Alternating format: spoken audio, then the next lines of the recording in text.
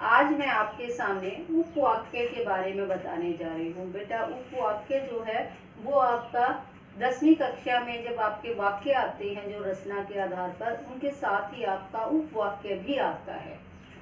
एक और आपको बता देती हूँ, मैं पहले आपके इसमें जो है वाक्य की 2 वीडियो यूट्यूब पर डाल चुकी हूँ, जिसमें आपका जो है 2 वीडियो आपकी एक है वाक्य जो है रचना के आधार पर वाक्य भेद, और दूसरे वीडियो है अर्थ के आधार पर वाक्य भेद। यदि आप मेरी पिछली वीडियो को देखना चाहते हैं तो आपको इसमें मेरे दोनों वीडियो का लिंक जो है वो डिस्क्रिप्शन बॉक्स में मिल जाएगा। आप यहाँ से दोनों वीडियो देख सकते हैं। अब आते हैं इस बात पर कि उपवाक्य होते क्या हैं। वाक्य से छोटी इकाई को उपवाक्य कहते हैं। वाक्य से छोटी इकाई जो वाक्य का जो अंश होता है उसे उपवाक्य कहते हैं। अब आपका है नेक्स्ट कि उपवाक्य के भेद। उपवाक्य के बेटा वैसे तो 3 भेद होते हैं, पर आपके सिलेबस में 2 भेद ही दिए गए हैं, तो उसी पर आधारित मैंने ये वीडियो बनाई है। आपका पहला है प्रधान उपवाक्य और दूसरा है आश्रित उपवाक्य। अब आपका प्रश्न है कि प्रधान उपवाक्य कहते किसे हैं। तो प्रधान उपवाक्य क्या किसे कहते हैं? किसी वाक्य में जो उपवाक्य स्वतंत्र होते हैं, मतलब कोई भी वाक्य होता है बेटा वो स्वतंत्र उपवाक्य होता है, उसे जो है प्रधान उपवाक्य कहते हैं। और जो प्रधान उपवाक्य है वो किसी दूसरे उपवाक्य पर निर्भर नहीं रहता, परंतु जो दूसरे उपवाक्य हैं वो प्रधान पर निर्भर रहते हैं। ये होता है प्रधान उपवाक्य। जैसे मैं सोचता हूँ कि तुम समय पर कार्य करोगे। एग्जाम्पल बता देते हो। जैसे मैं सोचता हूँ कि तुम समय पर कार्य करोगे। ये वाक्य हो गया। मैं सोचता हूँ कि तुम समय पर कार्य करोगे। बेटा इसमें प्रधान उपवाक्य है मैं सोचता हूँ। ये क्या हो गया? आश्रित कि तुम समय पर कार्य करोगे। कोई इसका वो ही नहीं बनता जब तक हम प्रधान उपवाक्य नहीं देंगे। तो ये आपका है आश्रित उपवाक्य, जो कि मैं आगे बताऊंगी। तो मैं सोचता हूँ क्या हो गया यहाँ पर? प्रधान उपवाक्य। अब आपका है नेक्स्ट आश्रित उपवाक्य। आश्रित उपवाक्य किसे कहते हैं? जो उपवाक्य दूसरे उपवाक्य पर निर्भर रहते हैं। जो उपवाक्य दूसरे उपवाक्य पर निर्भर रहते हैं उसे कहते हैं आश्रित उपवाक्य। जैसे अमित जो दिल्ली में रहता है,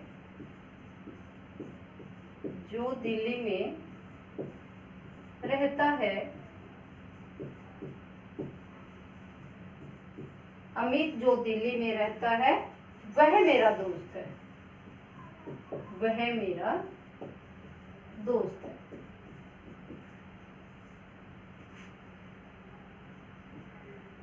तो यहाँ पर हमने क्या देखना है? आश्रित उपवाक्य देखना है।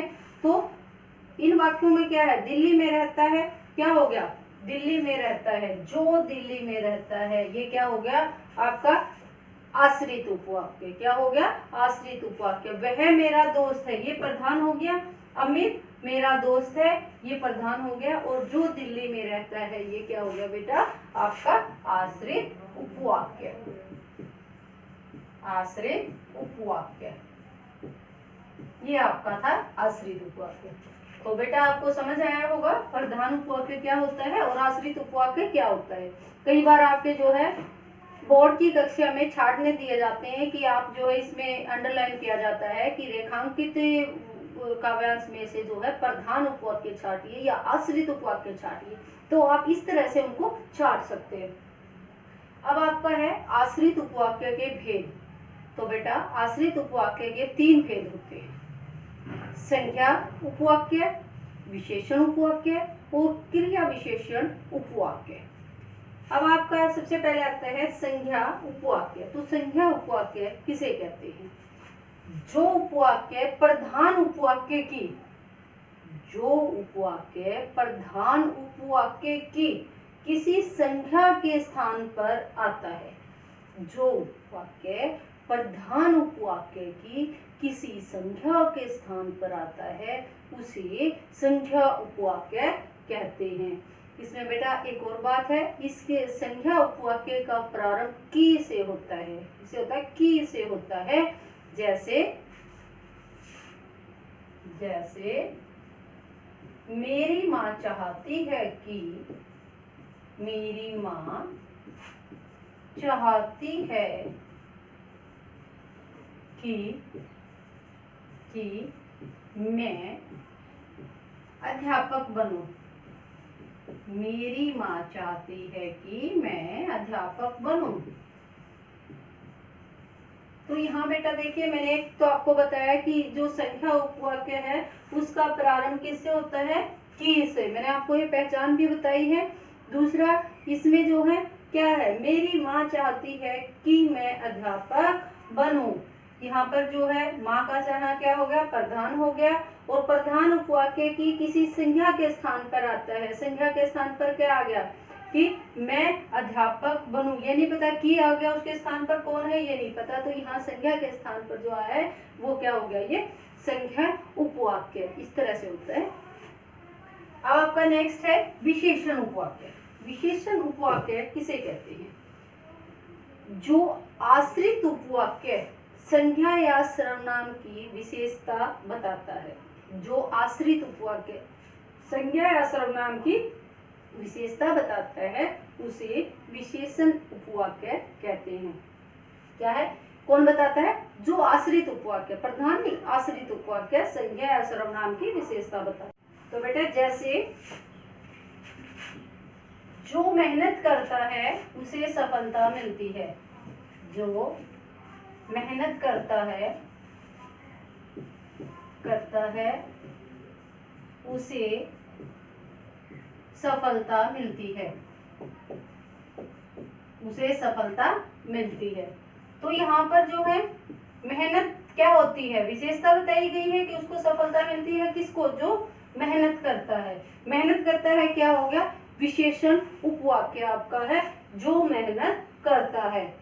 फिर इसके जो है, जब जो है विशेषण उपवाक्य होता है बेटा, उसके प्रारंभ में कुछ शब्द आते हैं। जैसे अभी ये आया आपका जो आ गया, जो आ गया, जिसे आ गया, जिसका आ गया, जिसकी आ गया, तो वो सब आपके किस में आएंगे, विशेषण उपवाक्य में।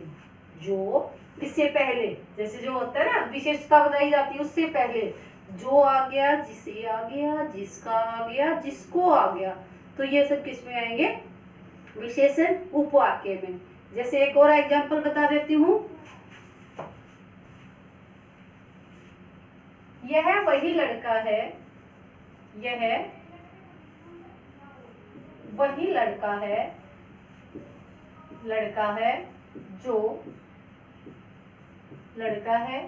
जो कक्षा में प्रथम आता है। तो ये प्रथम आने की क्या बता दी बेटा, उसकी विशेषता बता दी ना। और मैंने आपको अभी बताया था कि जो है क्या था, जो आश्रित उपवाक्य संज्ञा या सर्वनाम की विशेषता बताता है।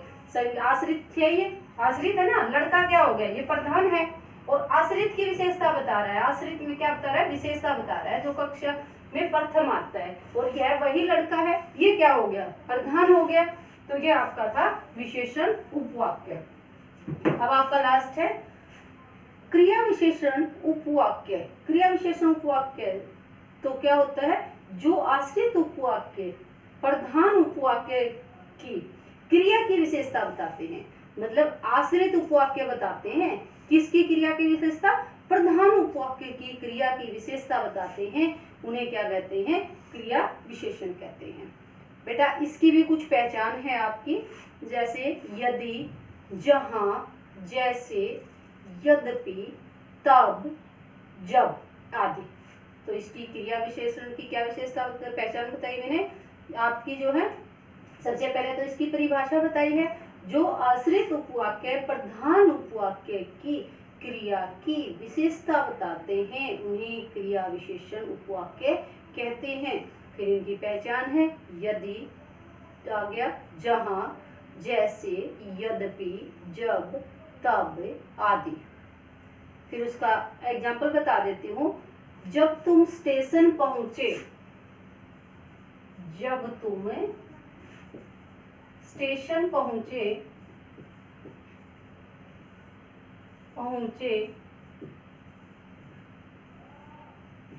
तब मैं घर से चला। तो क्या होता है, जब तुम स्टेशन पहुंचे तब मैं घर से चला। यहाँ जो है जब तुम स्टेशन पहुंचे, ये क्या है आपकी मैंने क्या बताया, जो आश्रित उपवाक्य प्रधान उपवाक्य की क्रिया की विशेषता बताई। किसकी विशेषता बताई इसने, प्रधान उपवाक्य की विशेषता बताई है। जब तुम स्टेशन पहुंचे, मतलब स्टेशन पे पहुंचना क्या होगा, प्रधानता होगी। प्रधानता बताई किसकी, क्रिया की, क्रिया विशेषण की, क्रिया के साथ साथ विशेषता भी बताई है। जब तुम स्टेशन पहुंचे तब मैं घर से चला। और यहाँ मैंने आपको पहचान बताई थी कि इसमें जब भी आता है, जब, यदि, जहां, जैसे, यद्यपि, तब, ये सभी चीजें आती हैं।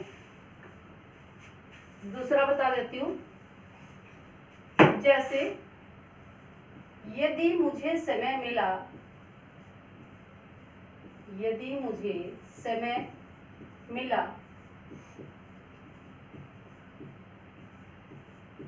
यदि मुझे समय मिला तो मैं तुम्हारे घर अवश्य आऊंगी, अवश्य आऊंगी।